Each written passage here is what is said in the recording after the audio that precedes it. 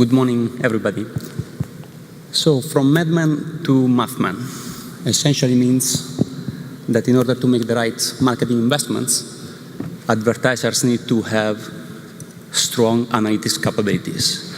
Now, strong analytics means essentially two things: having the right talent strategy and having the right data strategy. People and data. It's really not about analytics per se, because in the end, advertisers are happy to buy analytics research and analytics innovation from the market rather than building it in-house. What's really key in order to implement this marketing investments optimization is really to have the right connections made by the people in the companies, in the advertiser side, collaborating properly with the analytics expert on the agency side, and then the right data strategy to make sure that you have the right internal and external data that you need to leverage external capabilities. And one of the key questions will always be about where do you realize that integration of internal and external data? Is it going to be on the agency side? Is it going to be in-house? And that's where I want to call Michael on the stage. Great. To share his experience from Havas, and then we will have a quick discussions later on. Thank you. Thank you. Just make sure this is on. It is. Let's make sure.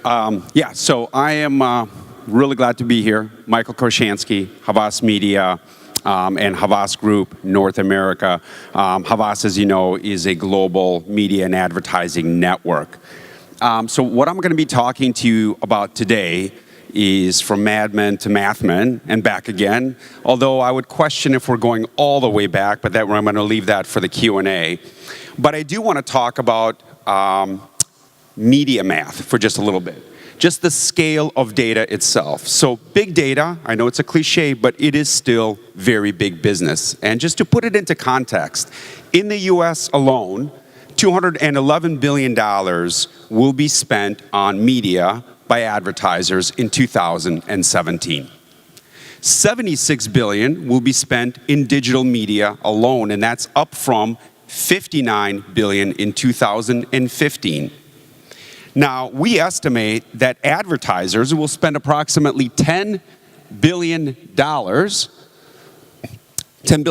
in both measured and unmeasured sort of data and technology activities, which for agencies is awesome because there is a lot more margin. These activities are high value and interesting. $10 billion.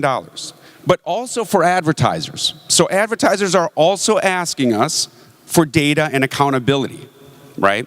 This is my favorite slide, and it's not because I'm a data geek and there's a lot of numbers, but as I mentioned, in 2015, $60 billion were spent in digital media. Now, if you look at the various verticals, the retail vertical and the financial services vertical, over two-thirds, right? Over two-thirds of their investment is focused on direct response, meaning data-driven media. So for advertisers in 2015, and actually fast forward to 2017, there's no such thing as just marketing. All marketing is performance marketing and data-driven. So what does this mean? Right? What does this mean? So I say it is now the time to rise for organizations to become a lot more data-driven. Again, another cliche, data-driven, everybody says that, but how do you actually get there? So the good news, at Havas, we dug our heels, we've done some research, we spoke to a few people, and the good news is we have a framework of how we graduate our clients from where we are today and quickly transition them to become much more data-driven. The bad news is I can't share the secret sauce today, and there's a lot more detail behind it, but I will share three realities that informed our thinking. The three things, the three themes that are real today, that if every organization takes to heart, can become data-driven themselves. So let's begin. The three realities. Reality number one. Data is always on. So we're sitting here today, but your campaigns are generating data. Now, whether you're collecting it or not is up to you, but data is being generated. The bad news is it's not connected. We'll talk more about that. Reality number two. All data is marketing data. right? All data is marketing data. We saw that yesterday in terms of the analytics partners when they presented their weather data. There's other data sources that encompass the consumer. All data is marketing data. The bad news is advertisers do not own that today. Agencies own part of it, data consultancies, data technologies own part of it, but advertisers, to your point, do not own all of their marketing data. So we'll talk more about that. And the third reality is the rise of the marketing engineer. So in this room, we're all data and analytics people, but I would also argue that you guys are marketing people. Actually, there's no difference. Marketing is data, and you guys should take ownership in the sense that how you drive your organization's marketing activities and efforts, okay? And we'll talk more about that. So let's dive a little bit deeper into reality number one. Data is always on. All data, all the time. First, it's 24/7, we know that. It's global. It's cross-channel. It's active and passive in the sense that people search, people respond to emails, but also passively they're browsing and we're collecting all of this information. Obviously, it's cross-device. It comes to us at the speed of light. Whether we collect it or not is up to us, but it does come to us at the speed of light, and it is both structured and unstructured. So in the sense of social data, obviously that's unstructured, and we have a number of structured data sets. But the bad news is it is not connected. And if you survey the top executives worldwide, one thing they will tell you, their number one issue, is that they cannot connect this data to a single individual. And so they still, in 2017 and 2016, cannot accurately predict their customer needs and wants. They cannot stitch together a consumer journey, and they cannot properly target. So that's the response from the market. The question is, are we serving our market properly? And there are significant issues and challenges as to why this is. So why is this? I'll talk about that. First of all, organizational silos, right? On the advertiser side, even more so than on the agency side, you have marketing leads that don't necessarily talk to the analytic leads, that don't necessarily talk to the brand leads, technology leads, and so forth. So there are silos, and those need to be mended. Those need to be connected. Second, disconnected technologies. A lot of conversations today about, should we have a unified tech stack? Should we go with one single marketing cloud? No, that's not a good idea. Let's go with a Frankenstack, best of breed and connected, and there's a lot of technologies here that connect that. I don't really buy that, but in any case, data doesn't really flow freely through every single technology, and there's a lot of data loss. Next piece, data fragmentation.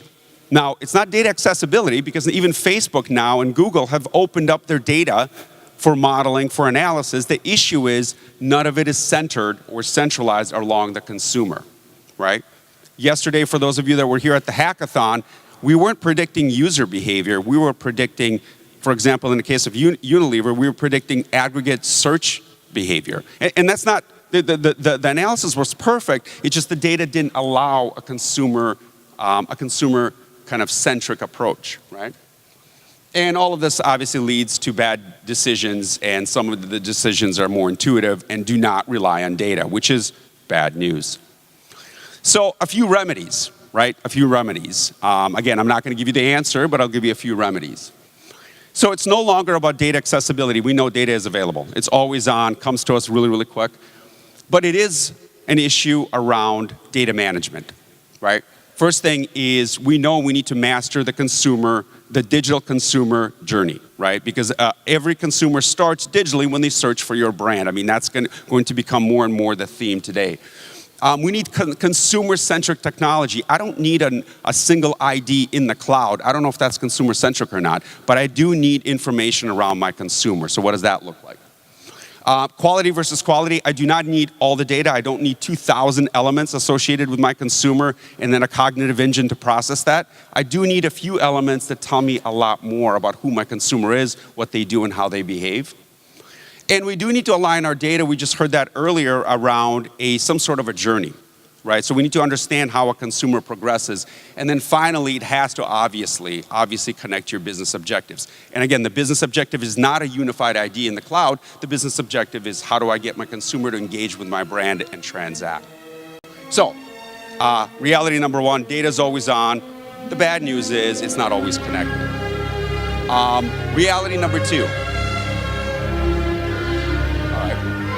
Star Wars theme. Reality number 2 is all data is marketing data. And in fact, that is very true, right? I'm not sure if this is. Oh, is this it? We're done? Is it working? Yes. So maybe Michael, we take it as part of the answering questions and answers, and we can continue with the topic on that. Yeah. Any questions from the room? Please. Okay. Sorry, I went a little bit long. I wasn't watching the clock, but I was articulating my slides in a much more detailed fashion. Yeah. So what's reality number 2 and reality number 3? Great questions. So I'll go very quickly through this. So reality number 2 is I do think that all data is marketing data and the advertiser should own it, right? So they should focus on this consumer-centric omni-channel database powered and owned by the consumer with full transparency, okay? So that's reality number 2. I'll quickly go to reality number 3. And the reason reality number 2 is very, very important is because today we talk about this side of the equation, which is display, search, website, and video. But the more important data is on the advertiser side, and the connecting the two obviously creates a more unified story. So let's talk about reality number 3, the rise of the marketing engineer. So again, all of you in this room are going to change the profile of the organization that you work at because you're going to focus on the following things. You're going to believe in process, right? You're going to make sure that there's a project plan against every single objective within your organization. You're going to start with a forecast, right? So before a single dollar goes into market, you're going to say, what is the ROI before I spend any dollars? You're going to require precision. You're going to have calculated decisions. You're going to be open to systems, right? Just because we bought an ERP solution or a CRM solution last year doesn't mean I can just sunset that and buy something else that might be better. And you're going to expect personalization. So those are the 3.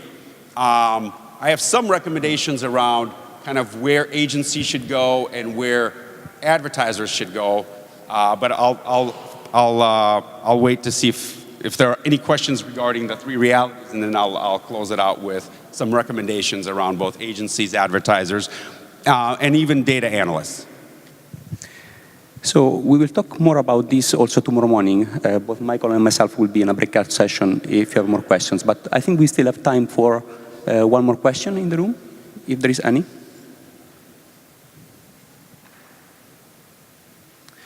Otherwise, Michael, I maybe kick it off in the meantime. And so I'm on the advertiser side. I do not want to run analytics on silos data. We do want external and internal data integration to run our advertising analytics. But I also do not want my internal data to leave my premises or my private cloud. What would you recommend in this direction? Yeah, no, that's a very good question. In the U.S., just to give you some stats, 70% of our clients have started to think about data ownership, like I need to take control of my consumer. 50% have started to explore this, and about 20% are starting to transact, so literally starting to create direct relationships with ad tech, with data providers, because they want to take control of their data, at least contractually, not necessarily owning the database. To answer your question, how would an organization pivot from everybody owns my data to I want to start to bring it in-house? One is obviously you have to demonstrate the value, and it's very difficult.